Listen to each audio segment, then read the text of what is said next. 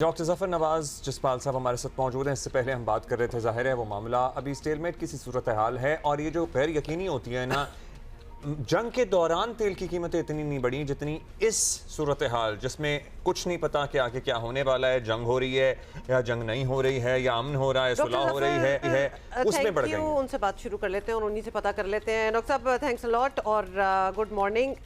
क्या अमेरिका को और ईरान को सेपरेटली इंडिविजुअली पता है कि वो आगे क्या करना चाहते हैं? क्योंकि बाकी दुनिया तो इस वक्त इन दोनों की तरफ ही देख में रही ही है। लगी हुई है कि where is this going. Thank you very much. Good morning both of you और आपके व्यूअर्स को भी। देखिए, दोनों को पता है ये दोनों ब्रिंक्समैनशिप कर रहे हैं और उसमें ईरान ज़्यादा रिसीविंग एंड पे है और अमेरिका जो है बिग पावर है। और प्रॉब्लम ये है कि हमारा सारा एनालिसिस जो है वो इस बेस पे होता है कि बिग पावर, लीडिंग पावर जो है अपने अलाइज का ख्याल रखती है। मगर ट्रंप इस वक्त बड़ा अनॉयड है, जिसको हम कहते हैं ना कि इंडिविजुअल लेवल ऑफ एनालिसिस करके अगर आप देखें तो ट्रंप इस वक्त अनॉयड है यूरोपियन से भी, अनॉयड है अपने अरब क्या कहते हैं अलाइज से भी और इंक्लूडिंग साउथ एशियन अलाइज से। तो ये जो ब्लॉकेड है, जिस तरह आपने बड़ा दुरुस्त फरमाया कि ये ब्लॉकेड जो है सबको पिंच कर रहा है, इंक्लूडिंग हमारी कंट्री को, बाकी यूरोपियंस को।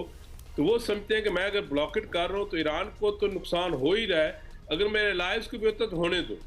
ये बड़ा डिफरेंट डायमेंशन हमें नजर आ रही है ट्रंप की पॉलिसी में। दूसरी तरफ ईरानियंस का ख्वाहिश है कि ये ब्लॉकेड खत्म हो, मगर वो ये चाहते हैं कि हमारी जो अवाम है ये ना समझे, इसमें उन्होंने नेशनलिज्म को इतना हाई कर दिया है रिवेंज के नाम पे और सुप्रीम लीडर की शहादत के बाद।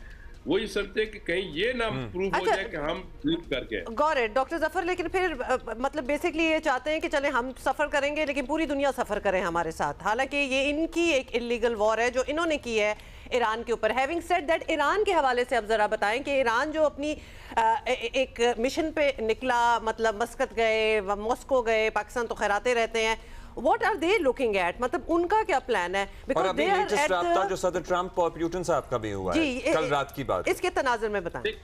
ये बिल्कुल आपने सही सवाल किया कि इस वक्त ईरान जो है ना वो अपने आप को असर्ट कर रहा है, डेमोस्ट्रेट कर रहा है कि जी कि मैं तो उसी तरह ही हूँ, मैं तो बिल्कुल इंटैक्ट हूँ। 39 डेज की जो मेरे पे बमिंग की गई है उसके बावजूद देखिए मैं पूरी दुनिया में मूव कर रहा हूँ। और उसमें वो मस्कत गया है अपने नेबर के पास, दूसरा नेबर उसका था पाकिस्तान। ये ना भूलें, मस्कत और ईरान जो है स्ट्रेट ऑफ हर्मुज को शेयर करते हैं। That's right. अगर इन दोनों का कंसेंसस होगा तो फिर टैरिफ आएगा। और उसके बाद वो रशिया गया है जो बैलेंसिंग पावर है, ग्रेट पावर। रशिया और अमेरिकन की यूरोप में यूक्रेन पे टसल चल रही है।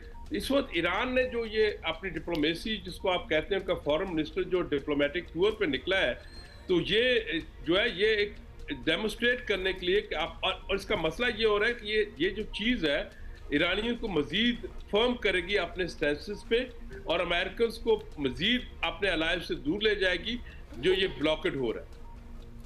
ठीक डॉक्टर जफर, बहुत शुक्रिया फिलहाल थैंक यू। के होते